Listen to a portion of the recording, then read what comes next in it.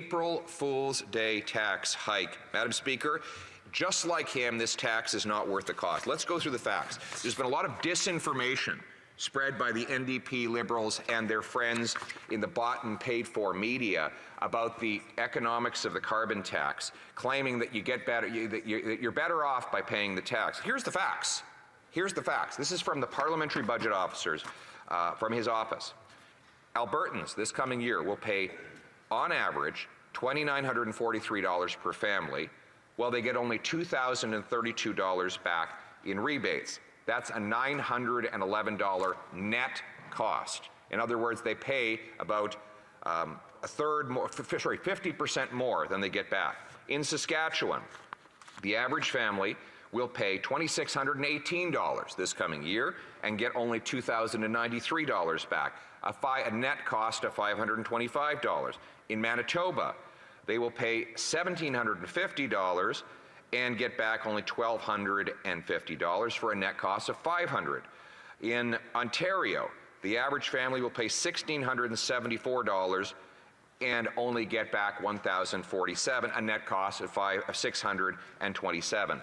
In Nova Scotia, they will pay $1,500 and get back $963 for a net cost of over $500. In Prince Edward Island, they pay $1,605 and get back only $1,055 for a net cost of $550. And in Newfoundland, they will pay $1,874 and get only $1,497 back for a net cost of $377.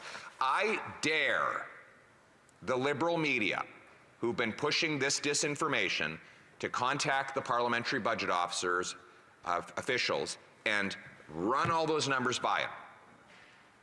Ask him if I have it right, because we already did, and he confirmed that we do. So why does this matter?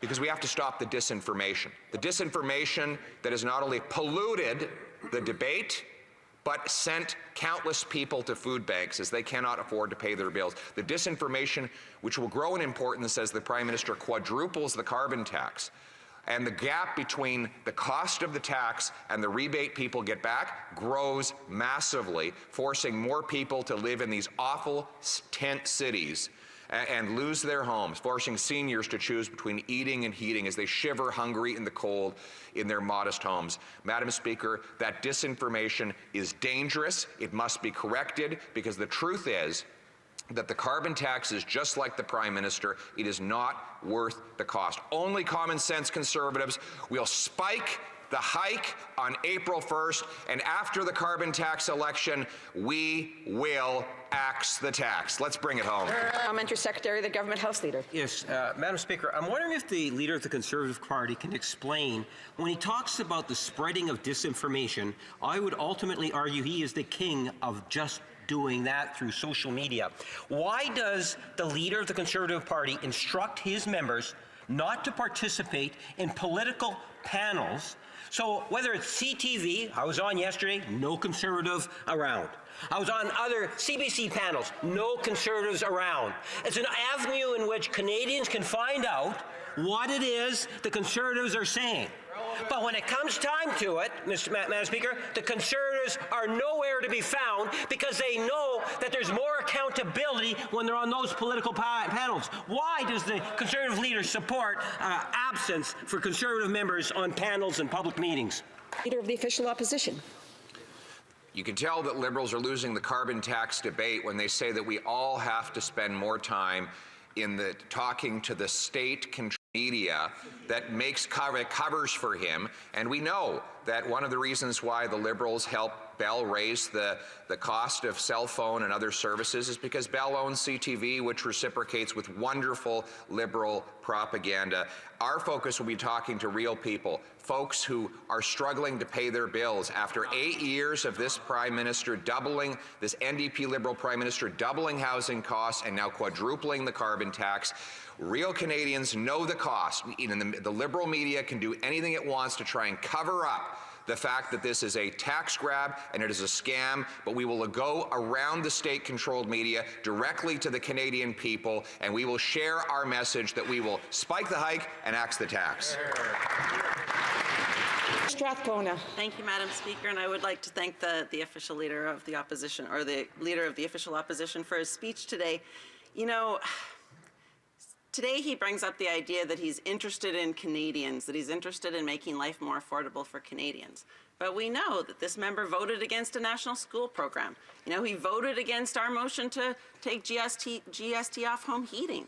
He voted against dental care. He voted against child care. You know, even yesterday, shockingly, yesterday, he voted against getting humanitarian aid to Palestinians who are starving to death. Like, he doesn't care about Canadians. He doesn't care about people around the world. He's already said he would cut foreign aid. He's already said that he would cut all of these programs that makes life more affordable for people. He's a one-trick pony with nothing to offer Canadians, and Canadians know that. The honourable leader of the official opposition. Another nasty partisan attack from the desperate NDP. This is from a member who she's an Alberta NDP member who's being abandoned by her own provincial party. The NDP in Alberta is so ashamed and embarrassed of her that they are breaking ties with the federal NDP. And in fact, they know, the provincial NDP in Alberta know that that party sold out Albertans to sign on with the most anti-Alberta Prime Minister in 40 years, and now she's voting to bring in a $2,943 carbon tax on her own constituents. Every family in her riding will pay almost $3,000 in carbon taxes because she voted with this Liberal Prime Minister against her constituents to hike the tax. Only common sense Conservatives stand for Albertans to spike the hike and axe the tax.